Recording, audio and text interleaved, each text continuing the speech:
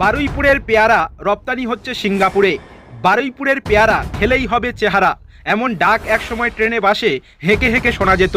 দক্ষিণ চব্বিশ পরগনার বারুইপুরের পেয়ারা বহুদিন ধরেই স্বাদ ও গুণমানে আলাদা জায়গা দখল করে এসেছে। পুষ্টিগুণ ও অর্থনৈতিক গুরুত্বে এই পেয়ারা শুধু রাজ্যেই নয়, দেশ জুড়েই জনপ্রিয়। সেই মর্যাদাকে স্বীকৃতি দিয়েই কয়েক বছর আগে বারুইপুরের পেয়ারা সরকারের কাছ থেকে জিওগ্রাফিক্যাল ইন্ডিকেশন জিআই ট্যাগ পেয়েছিল। আজ সেই ঐতিহ্যের সঙ্গে যুক্ত হলো এক নতুন অধ্যায়। প্রথমবারের মতো বারুইপুরের জিআই ট্যাগপ্রাপ্ত পেয়ারা পাড়ি দিল দেশের সীমানা পেরিয়ে বিদেশে। ভোর থেকেই উৎকৃষ্ট মানের প্রায় 500 কেজি পেয়ারা পাঠানো হয়েছে সিঙ্গাপুরের এক শীর্ষস্থানীয় খুচরো বিক্রেতার কাছে। কৃষি বিশেষজ্ঞদের মতে এই রপ্তানি কেবল কৃষি পণ্যের গুণমানের স্বীকৃতিই নয়, বাংলার কৃষি অর্থনীতির জন্য এক নতুন সম্ভাবনার দ্বার উন্মোচন করল।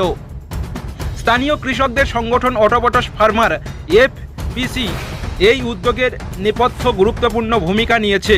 আধুনিক কৃষি পদ্ধতি, মান নিয়ন্ত্রণ এবং কৃষকদের সরাসরি যুক্ত করে আন্তর্জাতিক বাজারে পৌঁছে দেওয়ার এই প্রয়াস ইতিমধ্যেই প্রশংসা কুড়িয়েছে। কৃষকরা আশা করছেন এবার থেকে তাদের ফসল আর শুধু স্থানীয় হাটবাজারেই সীমাবদ্ধ থাকবে না, বরং বিশ্ববাজারেও স্বীকৃতি পাবে। কৃষি দপ্তরের এক আধিকারিক জানান, বাংলার কৃষিপণ্য বিদেশে রপ্তানি হওয়ার ফলে একদিকে যেমন কৃষকদের আয় বাড়বে, অন্যদিকে আন্তর্জাতিক বাজারে বাংলার কৃষিপণ্যের পরিচিত বিস্তৃত হবে। বারুইপুরের সাধারণ কৃষকরা স্বপ্ন দেখছেন বড় স্বপ্ন। একসময় ট্রেনে বাসে হেঁকে বিক্রি হওয়া এই পেয়ারা আজ সিঙ্গাপুরের দোকানে তাক দখল করেছে। এ যেন সত্যি দক্ষিণবঙ্গের কৃষি ইতিহাসে এক নতুন অধ্যায়।